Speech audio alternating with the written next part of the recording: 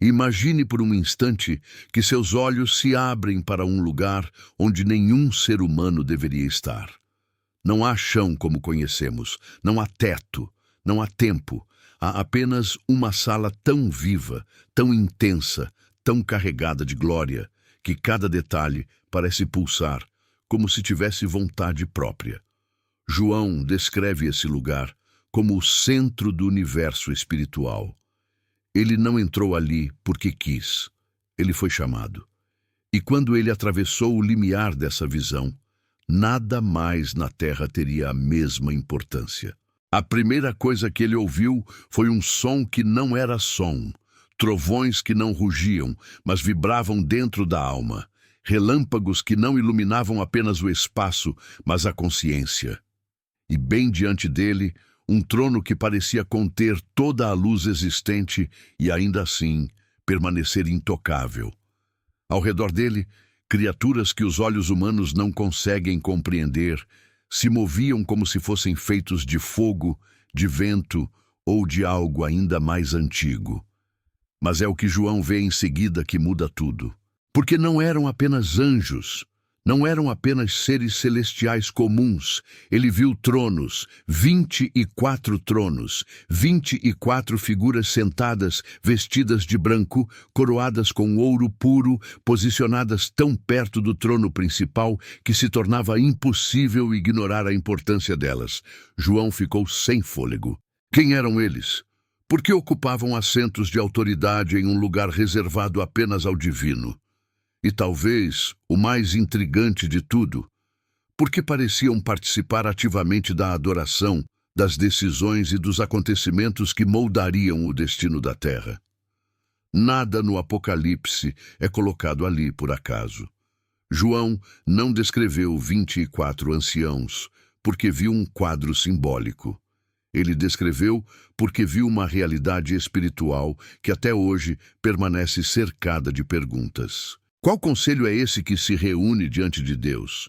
Por que essas figuras estão assentadas ao redor do trono como se fizessem parte da estrutura de governo celestial?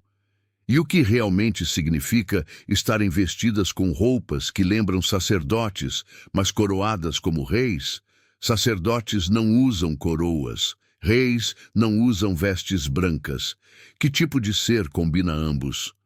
O impacto dessa visão é tão profundo que abre uma porta para algo que a maioria das igrejas evita explicar. Algo que ecoa nas profecias antigas, nos salmos, nos livros dos profetas, mas que só ganha forma completa quando João é levado ao céu. Os 24 anciãos não são apenas figuras decorativas ao redor do trono. Eles simbolizam algo maior, algo que ultrapassa fronteiras entre reinos, entre tempos, entre alianças. Cada coroa, cada veste, cada trono aponta para uma função que transcende o que entendemos como hierarquia celestial. E é aqui que o mistério começa a crescer. Porque se João viu um conselho, então estamos diante de um dos segredos mais antigos do céu. Um segredo que nunca foi plenamente explicado. Um segredo que talvez revele não apenas quem eles são, mas quem nós poderemos nos tornar. O cenário oculto do Apocalipse, o Conselho Celestial. Quando João descreve o trono de Deus, muitos leitores imaginam apenas uma cena majestosa, repleta de luz, poder e criaturas celestiais. Mas existe um detalhe que passa despercebido pela maior parte das pessoas e que transforma completamente a compreensão dessa visão. João não viu apenas um trono. Ele viu um ambiente estruturado, organizado, deliberativo. Ele viu algo que os profetas antigos apenas insinuaram, mas nunca tiveram permissão para contemplar tão claramente: um conselho celestial. Esse conceito não é novo nas Escrituras, mas raramente é explicado. Isaías viu o Senhor assentado em seu trono, rodeado por seres que proclamavam sua santidade. Ezequiel viu uma estrutura tão complexa e viva que parecia feita de rodas dentro de rodas, todas ligadas à vontade divina. Em Daniel, Há livros sendo abertos diante de anciãos que assistem ao julgamento. E no livro de Jó, há uma reunião na qual seres celestiais se apresentam diante de Deus para prestar contas. Em cada uma dessas cenas, podemos perceber ecos de uma mesma verdade. Existe uma ordem celestial que participa das decisões divinas. Quando João é levado ao céu, ele vê essa estrutura não como sombras ou símbolos, mas como realidade absoluta. Ele vê o trono central, que representa a autoridade suprema de Deus, e ao redor dele vê outros tronos, tronos ocupados, tronos ativos, tronos que indicam não apenas honra, mas responsabilidade. João não está observando estátuas. Está vendo seres que interagem, que respondem, que adoram, que entregam taças, que lançam coroas, que falam diretamente com ele. Essa visão revela algo profundo. Deus governa de forma soberana, mas não isolada. O céu não é um reino estático, onde apenas uma voz se pronuncia. Ele é um reino onde existe ordem, propósito e participação. Quando os profetas descrevem o conselho do Senhor, eles não estão usando linguagem poética. Estão descrevendo uma realidade espiritual tão concreta quanto qualquer governo terreno, porém infinitamente mais puro, sábio e perfeito. O que João vê é a confirmação desse conselho celestial, agora explícito diante dele. Um círculo de autoridade composto por 24 figuras que estão posicionadas tão perto da glória que seus rostos brilham com o reflexo dela. Eles não estão ali por acaso. Não estão ali como espectadores. Estão ali porque pertencem a esse conselho. São parte do governo celestial, parte dessa estrutura que interage com os decretos divinos e participa da ordem espiritual que sustenta a criação. E isso nos leva a uma pergunta inevitável. Se existe um conselho, quem o compõe? E mais importante, qual é o papel desses seres dentro da história da humanidade e do plano eterno de Deus? João não recebeu essas respostas imediatamente. Ele precisou observar cada gesto, cada canto, cada reação, para entender que o que via não era apenas uma cena gloriosa, mas um vislumbre do funcionamento profundo do céu. É aqui que a presença dos 24 anciãos ganha peso. Eles não aparecem como meros figurantes. Eles aparecem como parte de uma estrutura que existe muito antes da humanidade. E ainda assim, tudo neles, as vestes, as coroas, os tronos, parece apontar para um propósito que se conecta diretamente conosco. O Apocalipse não abre revelações para enfeitar o texto. Ele abre para revelar o que estava escondido desde o princípio. E agora que entendemos o cenário, precisamos avançar para a próxima pergunta. Porque se o número 24 foi escolhido, ele não foi escolhido ao acaso. Por que 24? O número que não é aleatório. Quando João vê os 24 tronos ao redor do trono de Deus, ele não recebe nenhuma explicação direta. Nenhuma voz diz quem são, por que estão ali ou o que representam. E é exatamente por isso que o número 24 se torna tão intrigante. Porque no céu nada é arbitrário, nada é decorativo, nada é apenas simbólico sem fundamento.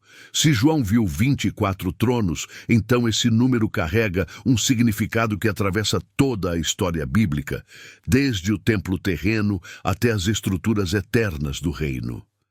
A interpretação mais comum é a soma de 12 mais 12.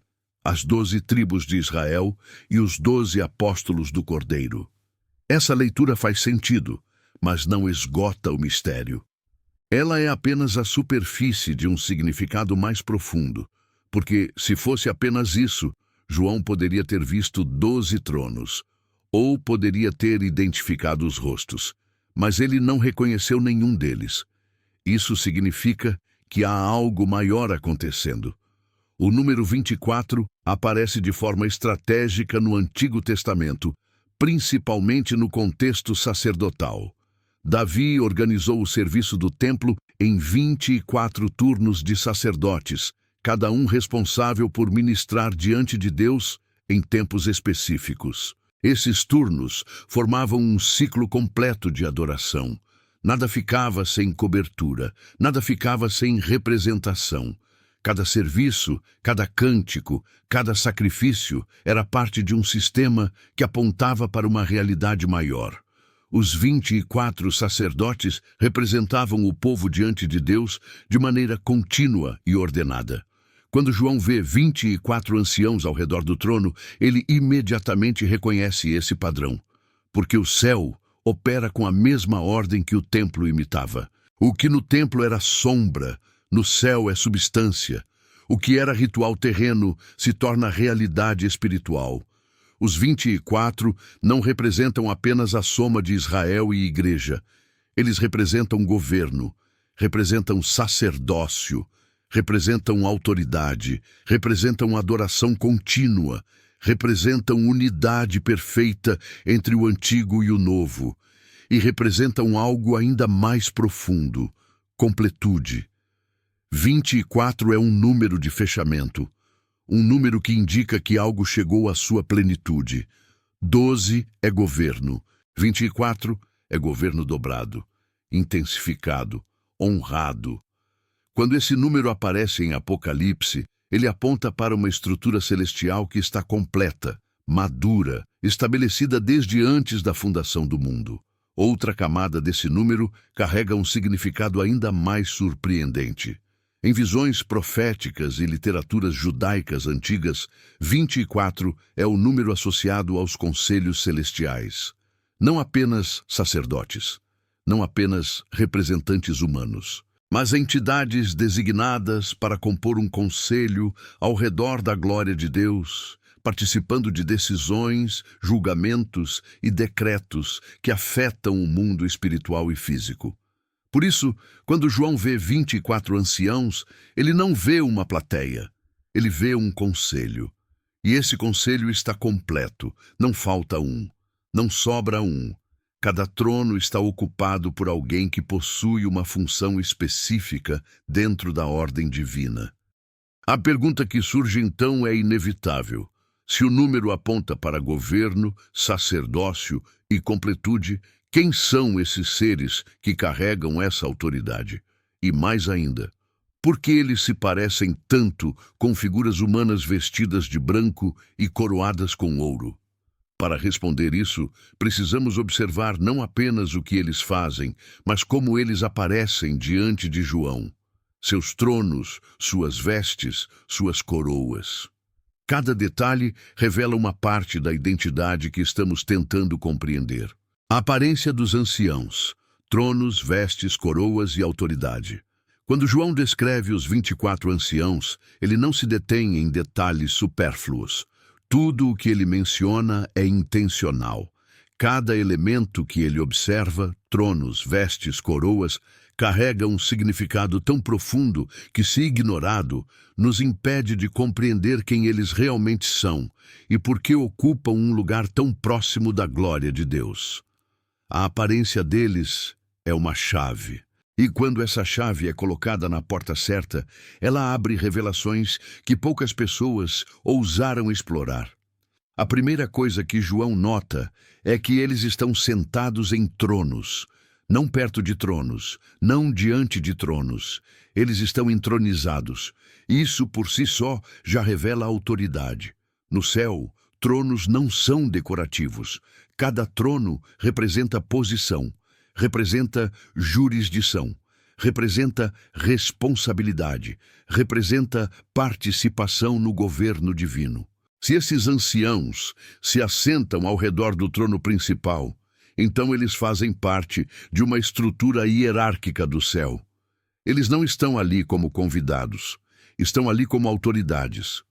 O segundo detalhe que salta aos olhos são suas vestes brancas.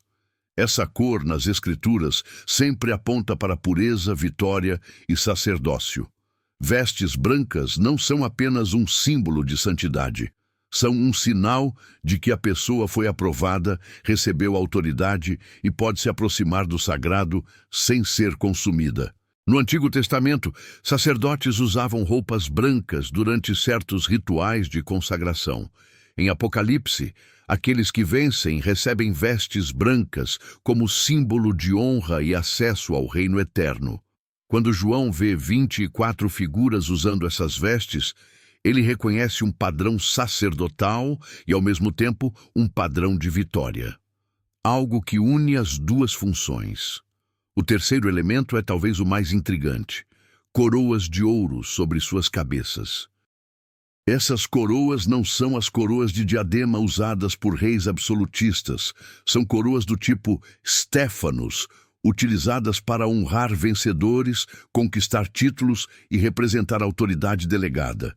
Isso significa que esses anciãos não são reis autônomos, são reis servos, santos que receberam autoridade diretamente de Deus. O ouro dessas coroas representa pureza, realeza e honra contínua, e quando eles tiram suas coroas e lançam diante do trono, não fazem isso por obrigação. Eles fazem porque reconhecem que toda a autoridade que possuem vem da fonte suprema. Há ainda um detalhe que muitos ignoram. Eles estão sempre sentados, exceto quando se levantam para atos específicos de adoração. Estar sentado no céu é um ato de completude. Sacerdotes na terra nunca se sentavam, porque seu trabalho nunca terminava. No céu, sentar-se significa que a obra foi concluída. Significa descanso.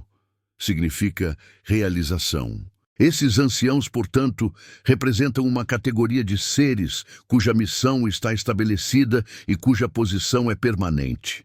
E assim surge uma pergunta inevitável: quem no céu une sacerdócio, realeza e autoridade governamental?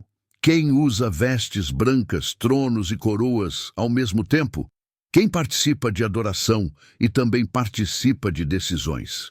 Quando observamos esses detalhes, percebemos que a aparência dos anciãos não é apenas simbólica. Ela aponta para uma identidade híbrida, complexa e intencional. Uma identidade que une o que está acima e o que está abaixo. Uma identidade que carrega o perfume do templo e a glória do trono. Mas se eles carregam tantas características distintas, então precisamos perguntar: eles representam quem? Os anciãos como representantes, mas representantes de quem? Ao observar os anciãos, João não vê seres passivos. Ele vê representantes, figuras que estão ali por um motivo que transcende qualquer explicação simples. E isso abre uma pergunta que ecoa há séculos. Representantes de quem? Da criação? Da humanidade? Das tribos? Da igreja? Ou de algo ainda mais profundo, que não cabe nas categorias tradicionais? O primeiro pensamento que muitos têm é que eles representam a criação como um todo. E há razões para isso. Suas posições ao redor do trono lembram um movimento de harmonia, um reflexo organizado da ordem estabelecida por Deus desde o princípio. Eles adoram, respondem, se curvam e lançam suas coroas em um gesto que parece unir tudo o que existe. Se João tivesse visto apenas seres angelicais, isso faria sentido, mas eles não parecem anjos. Eles carregam características humanas, sacerdotais e régias. Outra linha de pensamento afirma que eles representam a humanidade restaurada. Afinal, as vestes brancas, as coroas, os tronos, tudo isso aponta para promessas feitas aos vencedores em Cristo.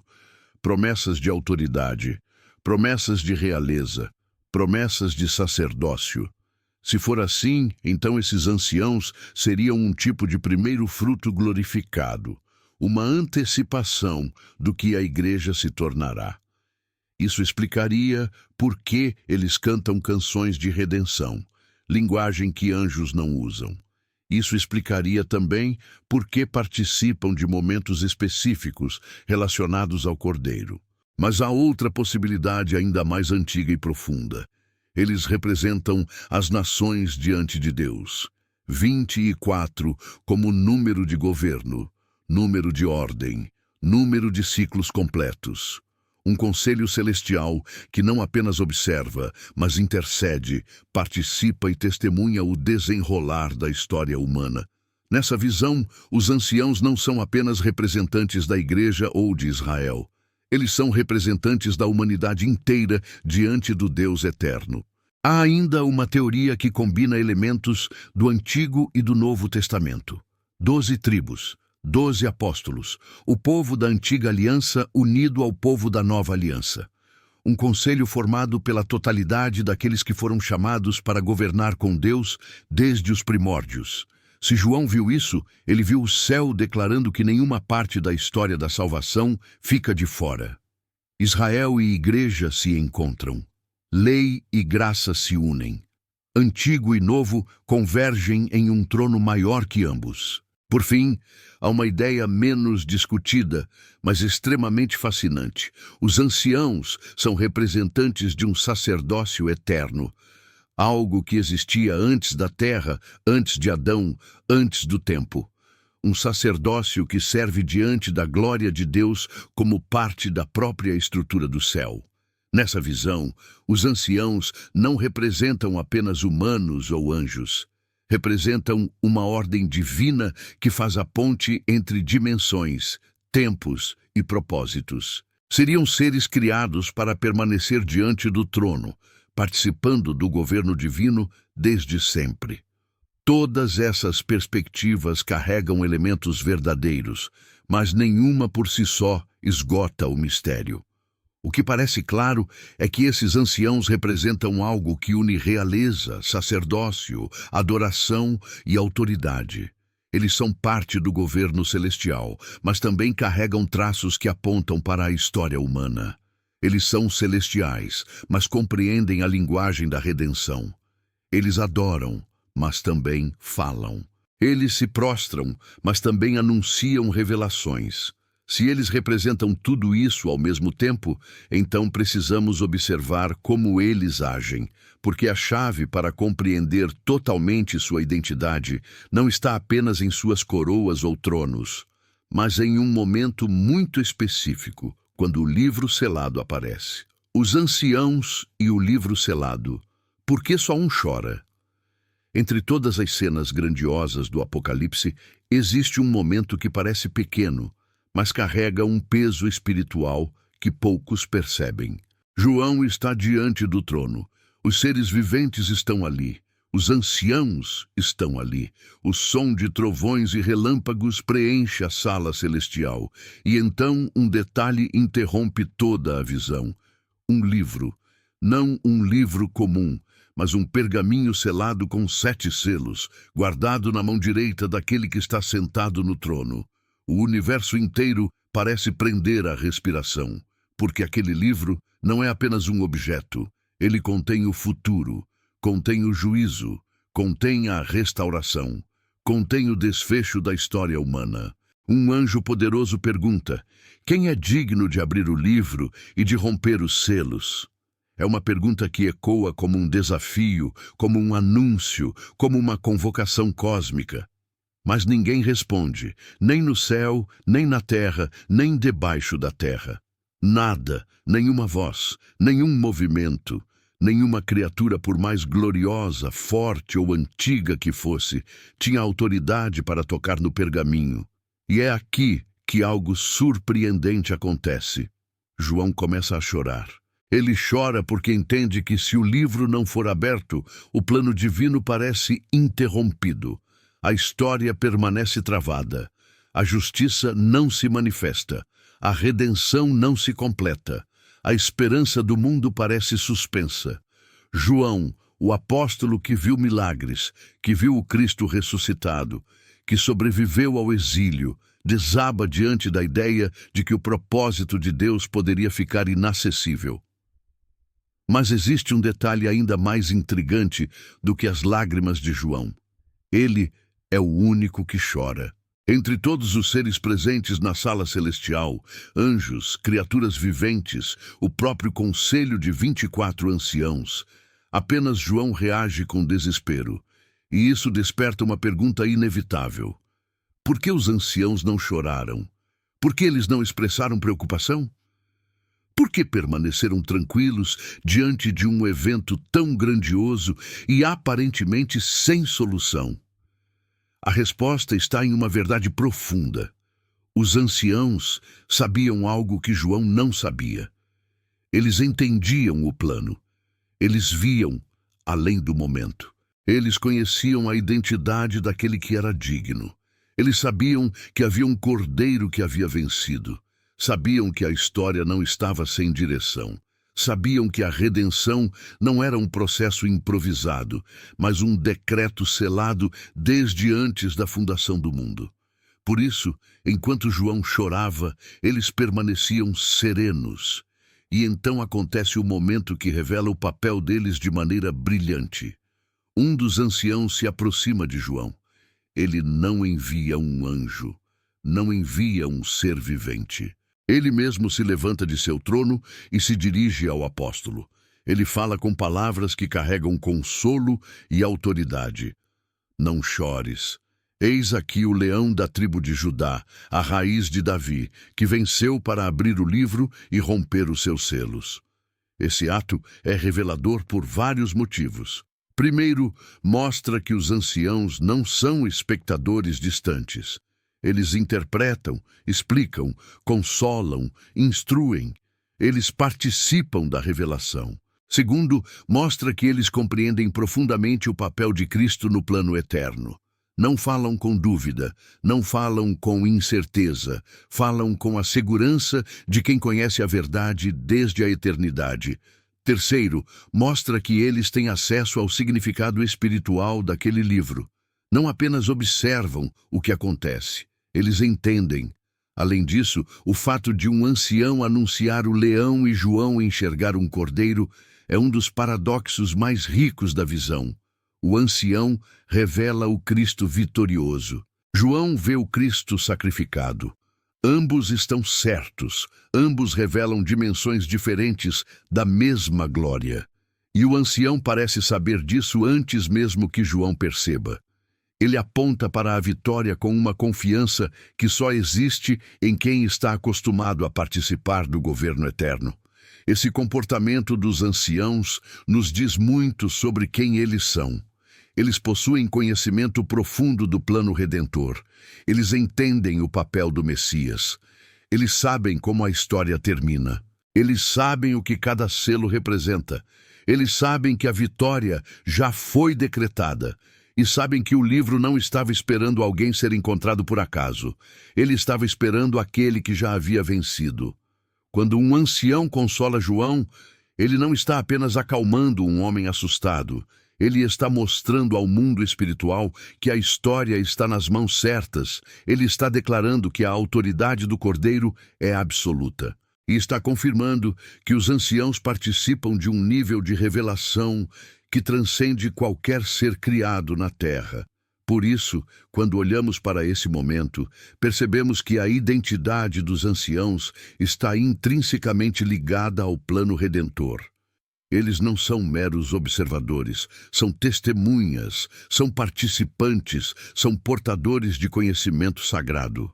E isso fica ainda mais evidente quando analisamos os cânticos que eles entoam. Cânticos que revelam não apenas quem eles são, mas o que eles já viveram. Os cânticos que ninguém entende, a adoração que vem da vitória. Entre todas as vozes que ecoam no Apocalipse, poucas carregam tanta profundidade quanto os cânticos dos 24 anciãos. Eles não cantam simplesmente para adorar. Eles cantam porque sabem. Eles cantam porque viram. Eles cantam porque fazem parte de algo que a humanidade ainda não compreende totalmente. Cada palavra pronunciada por eles tem o peso de quem conhece o início e o fim da história ao mesmo tempo. E é por isso que seus cânticos se tornam uma janela para a identidade que tentamos desvendar. O primeiro cântico dos anciãos aparece logo após João ver a sala do trono. Quando os seres viventes proclamam a santidade de Deus, os anciãos se levantam de seus tronos, se prostram diante do Eterno e lançam suas coroas aos seus pés. Esse gesto não é teatral, é teológico. Eles reconhecem que toda a autoridade que possuem não vem deles, não é mérito, não é conquista própria, é delegação. E quando o céu se move, eles respondem como quem entende que sua existência depende da glória daquele que reina. Mas o que eles dizem nesse momento revela ainda mais. Eles declaram: digno és, Senhor e Deus nosso, de receber a glória, a honra e o poder, porque criaste todas as coisas, e por tua vontade elas vieram a existir e foram criadas. Observe o foco. Eles adoram o Criador. Eles entendem o propósito da criação. Eles reconhecem a soberania absoluta de Deus sobre tudo o que existe. Essa linguagem não é de anjos comuns. É linguagem de governo, linguagem de quem participa, de quem testemunha, de quem compreende o funcionamento da criação desde antes do tempo. Mas é o segundo cântico que realmente abre as portas do mistério. Depois que o Cordeiro é declarado digno de abrir o livro, os anciãos cantam novamente. E desta vez, suas palavras carregam um elemento que muda tudo: redenção.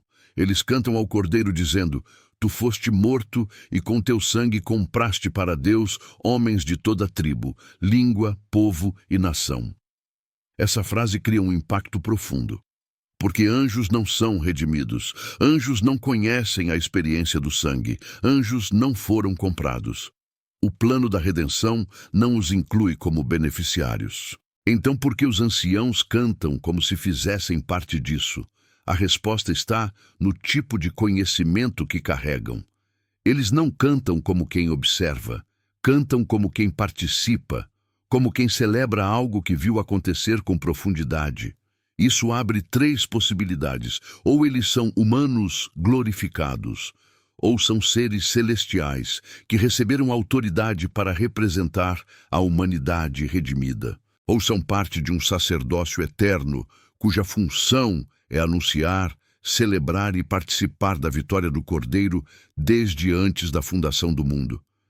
Em qualquer uma dessas opções, uma verdade permanece. Eles conhecem a redenção de uma forma que os distingue de qualquer outro ser celestial. Além disso, a estrutura dos cânticos dos anciãos é profundamente sacerdotal. Eles não cantam apenas sobre vitória. Eles cantam sobre propósitos, sobre funções, sobre o ato de tornar um povo reino e sacerdotes para Deus. Isso é linguagem de êxodo, linguagem de aliança, linguagem de quem compreende a história da humanidade como uma narrativa que se cumpre no trono. Eles não estão descrevendo apenas um fato, estão corretamente interpretando um plano. Há também algo curioso: a música dos anciãos parece inaugurar eventos espirituais. Quando eles cantam, o céu reage. Quando eles lançam suas coroas, os seres viventes respondem. Quando eles entoam palavras ao Cordeiro, miríades de anjos se juntam. Seu cântico é como uma declaração oficial, como uma proclamação que ativa dimensões espirituais. Isso não é comum. Isso é papel de líderes, papel de representantes, papel de quem ocupa posição no governo eterno.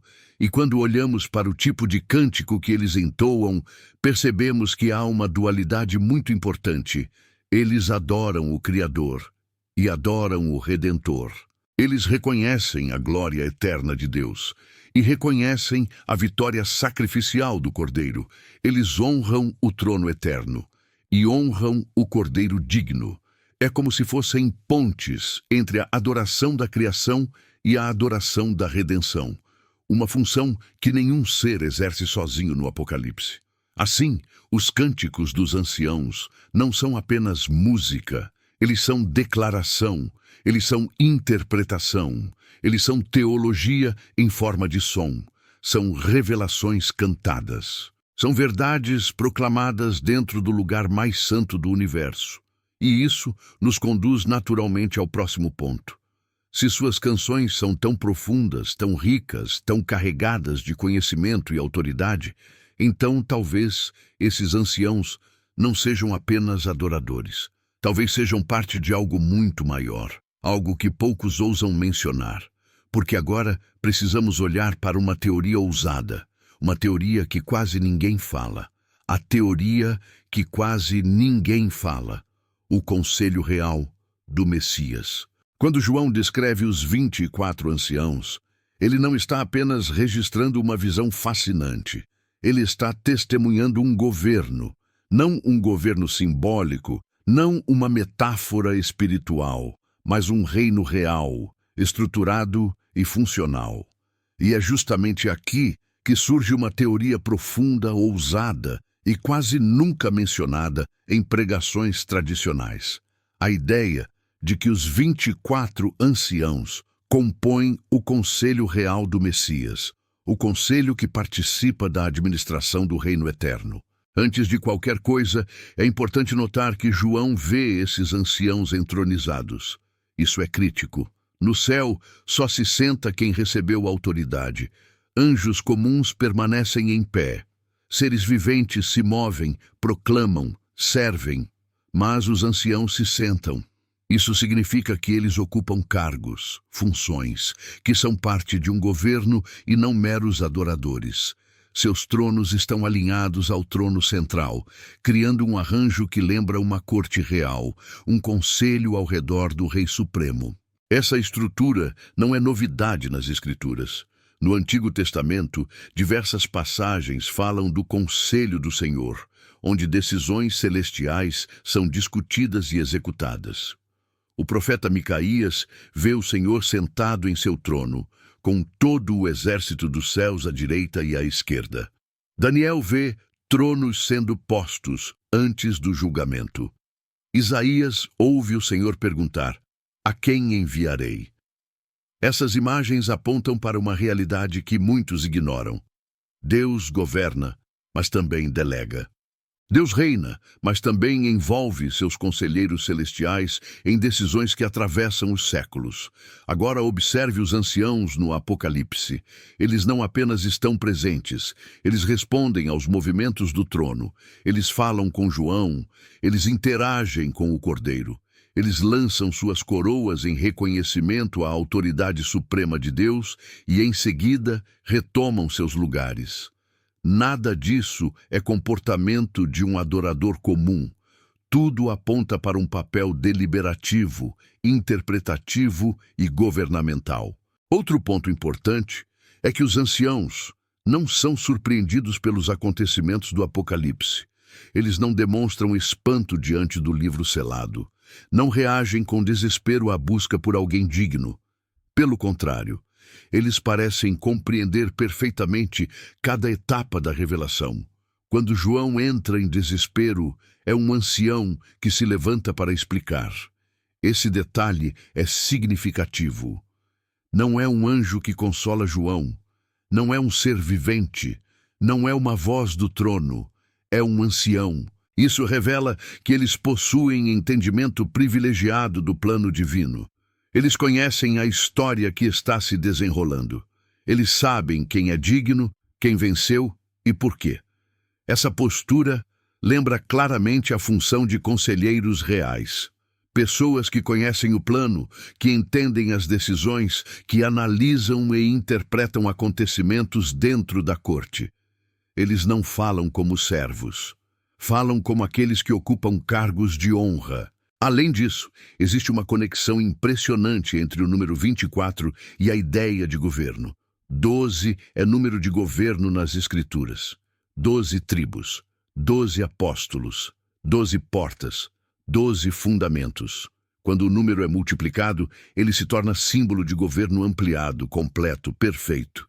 24 não é apenas somatório, é um eco de autoridade dobrada. É sinal de um corpo governante que une dois testemunhos, o testemunho da antiga aliança e o testemunho da nova. Ou seja, um conselho que representa todo o propósito de Deus, não fragmentos dele. Outro aspecto raramente mencionado é o seguinte: os anciãos não intercedem como sacerdotes do templo terreno, mas representam algo ainda mais elevado, a união de sacerdócio e realeza. Suas vestes brancas apontam para o sacerdócio. Suas coroas de ouro apontam para a realeza. E no Apocalipse, Quem exerce as duas funções simultaneamente? O Messias, o rei sacerdote. O filho de Davi, que é também sumo sacerdote, segundo a ordem de Melquisedeque. Se os anciãos compartilham dessas características, então eles são parte da estrutura governamental do Messias. Eles são figuras do reino, um reino que não é apenas futuro, é eterno. Um reino que opera antes da fundação do mundo e que será plenamente manifestado quando Cristo assumir o trono de forma visível sobre a criação. Essa teoria também explica por que os anciãos têm acesso direto ao Cordeiro. Eles não pedem permissão para falar com ele. Eles não hesitam em explicar sua identidade. Eles não agem como servos distantes, mas como aqueles que têm intimidade e acesso privilegiado. Essa relação deixa claro que eles fazem parte do governo que serve e exalta o Messias. E isso nos conduz a uma verdade ainda mais profunda. Se os anciãos são parte do conselho real do Messias, então suas coroas não são adornos. São instrumentos, são símbolos funcionais de autoridade. Eles as lançam em reconhecimento à soberania absoluta de Deus, mas as retomam porque seu papel ainda não terminou. Eles participam de ciclos de adoração, mas também participam de ciclos de decreto. Essa visão nos leva inevitavelmente a outra pergunta. Se os anciãos exercem funções tão elevadas, então, quem exatamente são eles? E por que sua identidade parece tão cuidadosamente velada? Para responder isso, precisamos entrar no terreno das interpretações mais delicadas e controversas, aquelas que muitos evitam discutir, mas que o texto bíblico parece sugerir com ousadia. A identidade que a Igreja evitou, a interpretação perigosa. Em toda a visão do Apocalipse, existem elementos que inspiram reverência, outros que provocam temor, e alguns que despertam um profundo desconforto teológico. A identidade dos 24 anciãos está exatamente nesse território sensível. Por séculos, pregadores, teólogos e comentaristas preferiram interpretar essas figuras como símbolos, símbolos da Igreja, símbolos da adoração, símbolos de Israel, símbolos da humanidade. E embora essas interpretações carreguem partes da verdade, elas fogem de uma pergunta muito mais direta. Quem exatamente está sentado nesses tronos? Essa relutância não é casual. É reflexo de algo maior.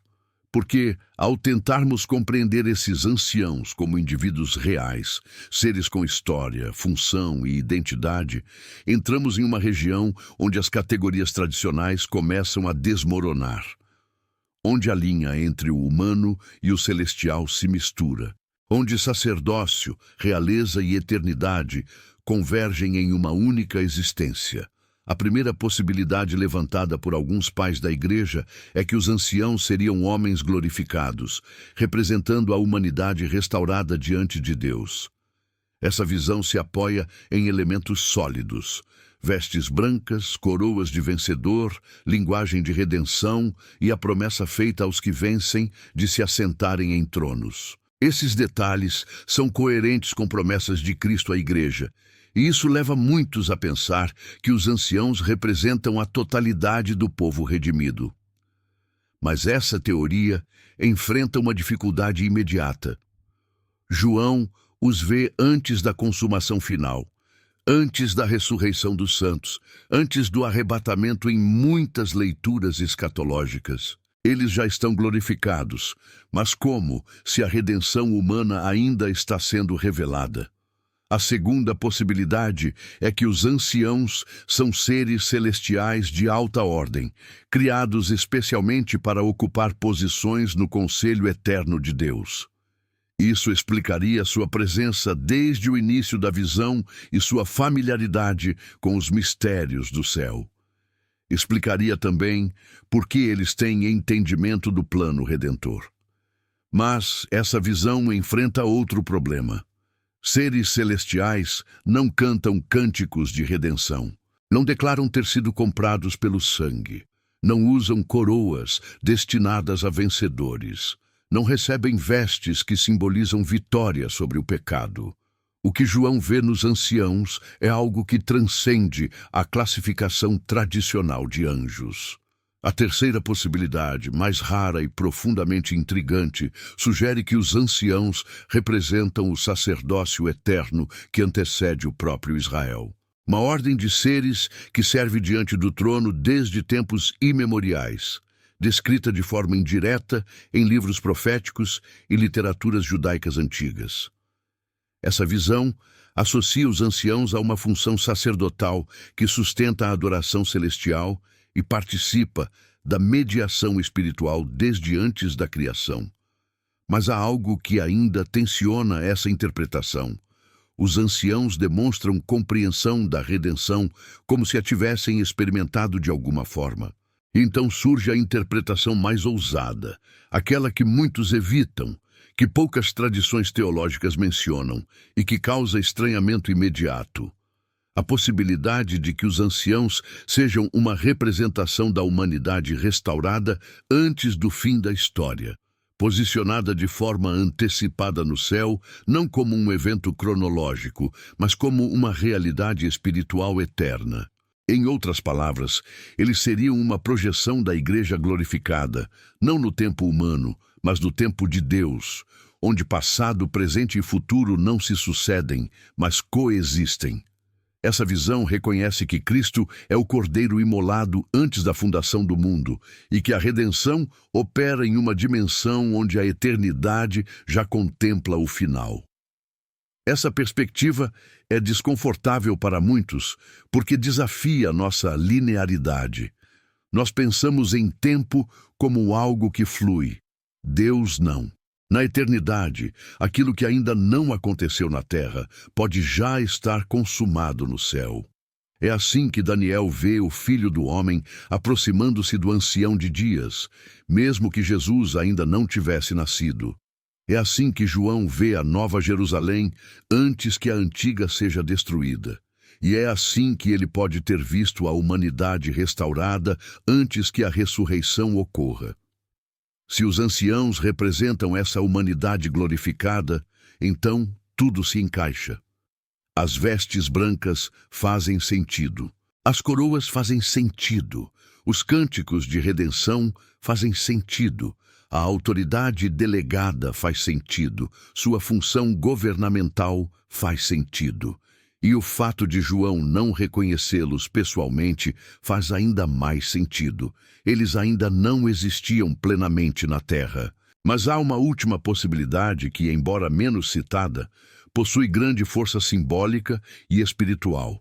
Os anciãos representam o reino consumado, uma antecipação visível do que Deus prometeu construir.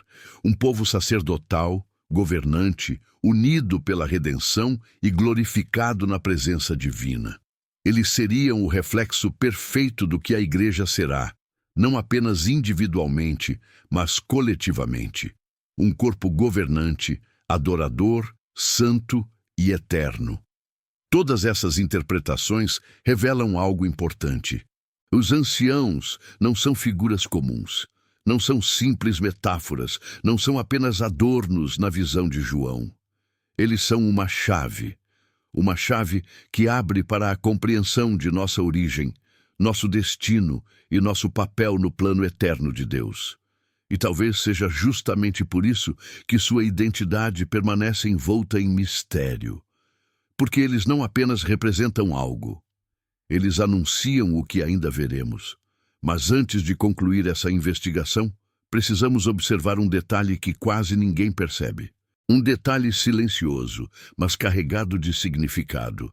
Um detalhe que pode revelar mais sobre sua identidade do que qualquer debate teológico. Por que eles desaparecem? O mistério da ausência. Por que eles somem no final do Apocalipse? À medida que o Apocalipse avança, uma mudança silenciosa começa a ocorrer. No início da visão, os 24 anciãos aparecem de forma constante e estratégica. Eles estão ao redor do trono. Eles cantam. Eles se prostram. Eles lançam suas coroas. Eles interpretam o que João vê. Eles reagem aos selos, às vozes, aos trovões. Eles estão presentes em momentos decisivos, quase como guias espirituais, testemunhas e participantes do drama celestial. Mas então, conforme a narrativa caminha para os capítulos finais, algo surpreendente acontece. Eles começam a desaparecer. O texto deixa de mencioná-los. O foco se volta para o Cordeiro, para o trono, para os juízos, para a vitória final sobre o mal, para a nova Jerusalém descendo do céu. E, de repente, os anciãos não aparecem mais. Não há referência a eles na consumação final. Não há menção a seus tronos na nova Jerusalém. Não há registro de sua presença nos novos céus e nova terra. Esse silêncio é intencional. E é justamente esse silêncio que abre espaço para um dos mistérios mais profundos sobre sua identidade. Primeiro, é preciso entender que o Apocalipse não perde detalhes. Nada é omitido sem propósito. Se algo aparece no início e não aparece mais no fim, esse desaparecimento tem valor narrativo e teológico. A ausência dos anciãos não é um lapso, é um sinal. E o que esse sinal pode significar? Uma teoria sugere que a função dos anciãos era transitória.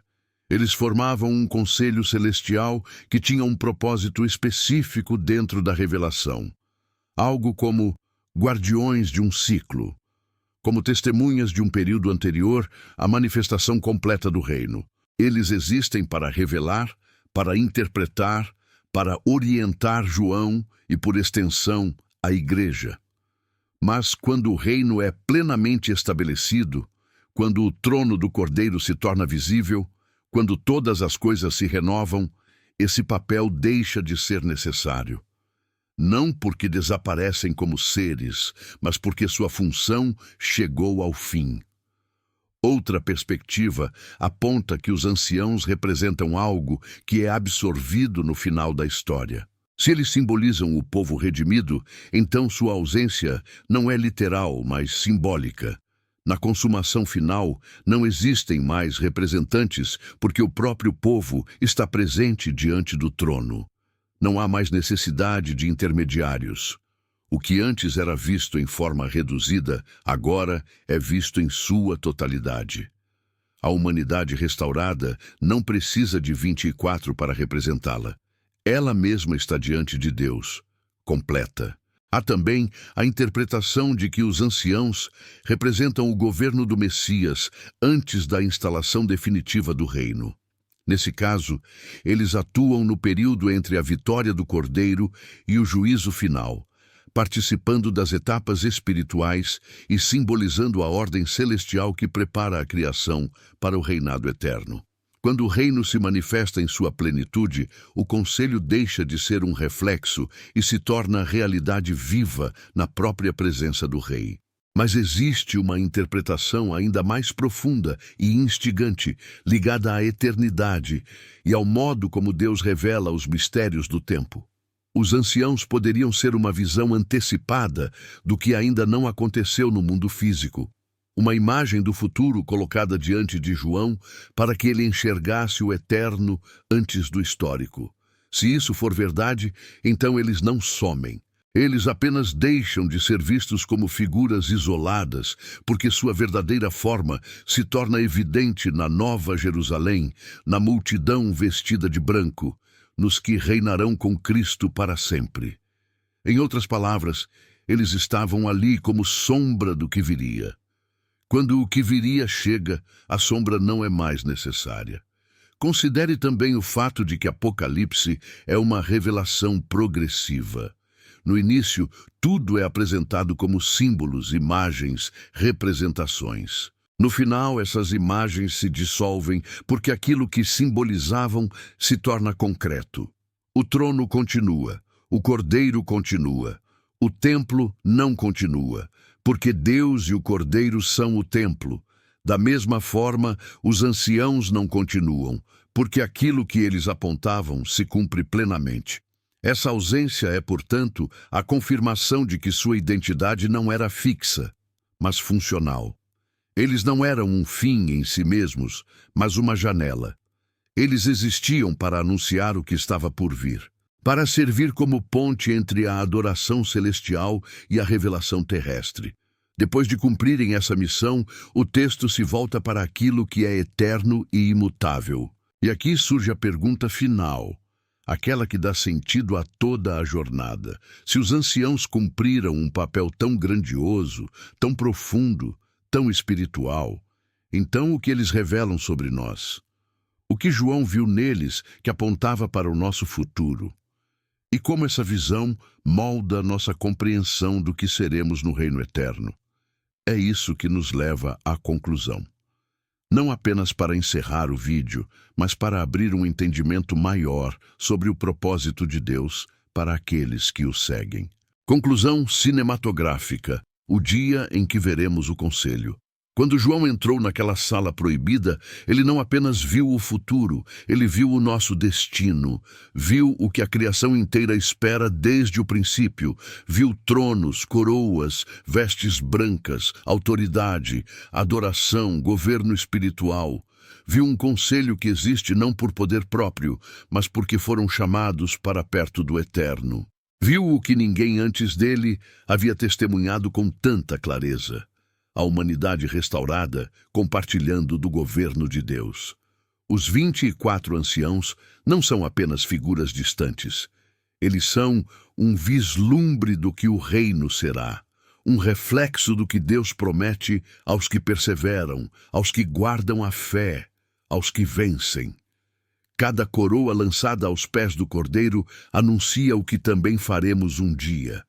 Reconhecer que toda vitória, toda conquista, toda esperança cumprida vem dele. Cada veste branca representa a pureza que não conquistamos, mas recebemos. Cada trono simboliza a autoridade que Deus concede, não para exaltar, mas para servir. E quando João descreve essa cena, ele não está revelando apenas um segredo do céu. Ele está nos lembrando que a história não termina no caos, nem no medo, nem no sofrimento. A história termina em governo, em adoração, em restauração. Termina com o Cordeiro no centro e com um povo reunido ao redor de sua glória, vivendo aquilo que sempre foi o propósito original: reinar com ele, refletir sua vontade, participar de seu reino eterno. O desaparecimento dos anciãos no final do Apocalipse não é um sumiço, é uma revelação. Eles saem de cena porque aquilo que simbolizavam se torna realidade.